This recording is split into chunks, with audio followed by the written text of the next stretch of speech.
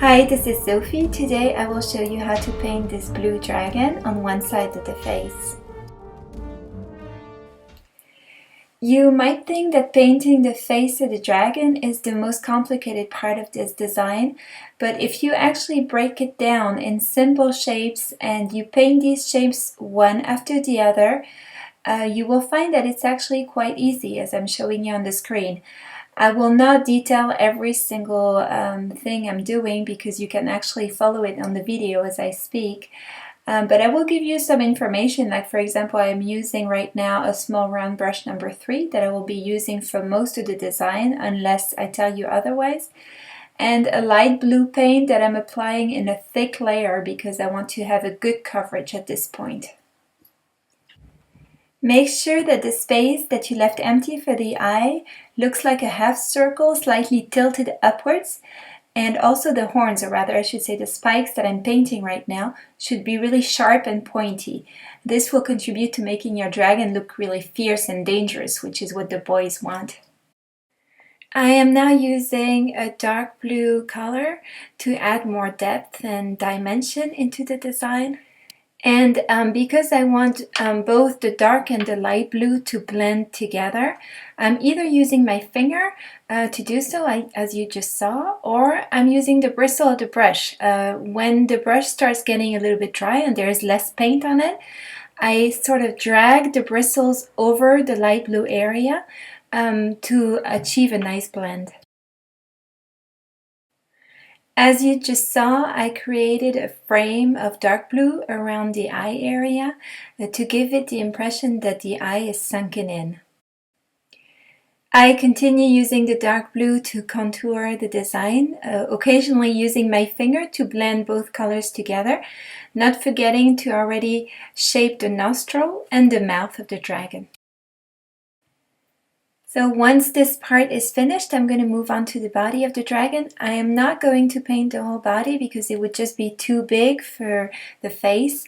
I'm just going to paint the neck and a part of the belly of the dragon, as well as one folded wing over it. I used my thin brush, number 3, that I used earlier with the light blue to create the shape of the body. And now I'm using a thicker brush to paint it out, as well as to create the shape of the wing. Now you might wonder why I didn't do this earlier when I had already the light blue paint. I just personally find it easier to first create the head and then do the body separately, but you obviously can do it differently if you want to. I then switch back again to my small round brush number 3 and the dark blue color that I will use to add some details and some shadows on the body of the dragon. I start off by adding some spikes on the neck of the dragon. They're basically small triangles that I blend into the light blue color with my finger. And then I contour the body of the dragon and the wings separately in dark blue, first using my thin brush and then switching to the thicker round brush, which should be almost dry with very little paint on it.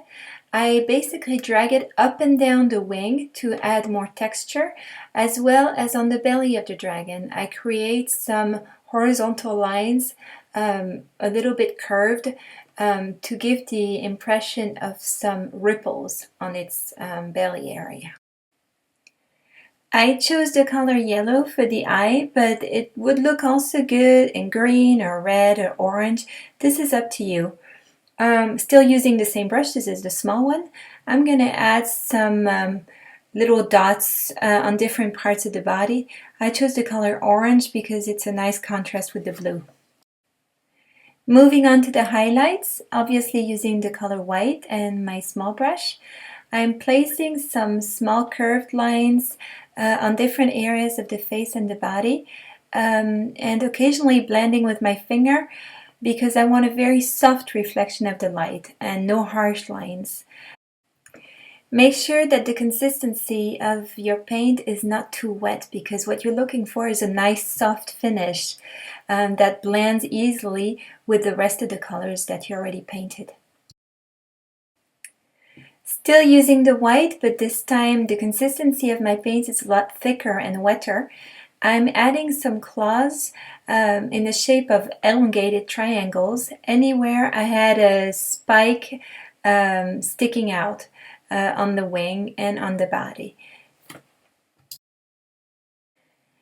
I am now adding a series of vertical lines that start at each claw and go upwards, following the shape of the wing, and slowly fade out into the dark blue towards the top. For the black contours along the whole design, I recommend you use the smaller brush that you have. I'm using a number 2, but if you have a number 1, go ahead and use that. If you want to give your dragon an angry look, just first start by drawing a straight horizontal line on top of the eye that goes a little bit further than the yellow area that you painted earlier and comes back on itself, the darkest area being on the outer corner of the eye. You will then just need to draw a straight vertical line within the eyeball to give it its typical dragon look.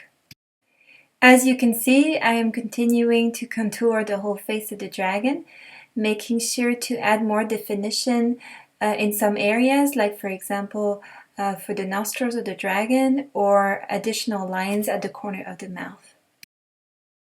I then add a touch of black at the end of each spike that I painted along the neck and around the face of the dragon. To contour the body of the dragon, I am creating a series of L shapes that follow the dark blue ripples that I was painting earlier.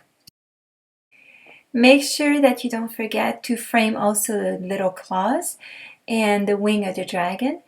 Contouring in black can be very tedious and demand a lot of concentration, but it's also very rewarding because it really helps make the design pop. I decided to make this dragon blue, but there are lots of color combinations possible. For example, green, red, orange, whatever you like. This is a version here in green that I painted afterwards. This version is almost identical, but I decided to show less of the body of the dragon as if it was hidden behind the wings. And I must say, I almost like it better this way.